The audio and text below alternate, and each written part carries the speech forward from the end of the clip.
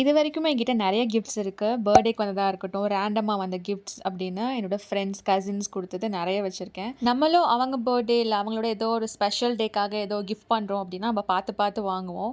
என்ன வாங்கலாம்? இது வாங்கலாமா? இது பிடிக்கும்னு சொன்னாங்களே, இது வாங்குனா பிடிக்குமா? அப்படின்னு நெறைய கொஸ்டினோட தான் ஒரு கிஃப்ட்டே வாங்குவோம். பட் அதே கிஃப்ட் அவங்களுக்கு ரொம்ப பிடிச்சு போச்சுன்னா, நமக்கும் வந்து ஒரு ஹாப்பினஸ்ஸா இருக்கும். ஸோ அதே மாதிரி ரேண்டமா ஒரு டே என்னோட ஃப்ரெண்ட் வந்து என்னோட பிக்சர் கேட்டிருந்தா, நம்ம வந்து ஒரு ஃபில்டர் போட்ட பிக்சர் தான் அனுப்புனோம். இல்ல எனக்கு வந்து ராவா ஃபில்டர்லாம் இல்லாம ஒரு பிக்சர் வேணும்னு கேட்டா. சரி ஏதோ எடிட் பண்ண போறா போல அப்படின்னு சொல்லிட்டு நானும் சென்ட் பண்ணியிருந்தேன். So then she gifted me this.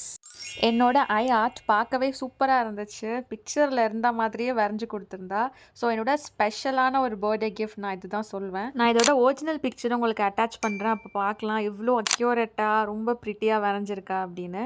So நீங்களுமே யாருக்காச்சும் வந்து போர்ட்ரெய்ட் டிராயிங்ஸ் கிஃப்ட் பண்ணணும்னு நினைக்கிறீங்கன்னா, அவள கான்டாக்ட் பண்ணிக்கோங்க. அஃபோர்டபுள் பிரைஸ்ல வந்து பண்ணி குடுத்துட்டு இருக்கா. டச் ஷேடிங்ஸ் கண்டிப்பா போய் செக் அவுட் பண்ணி பாருங்க.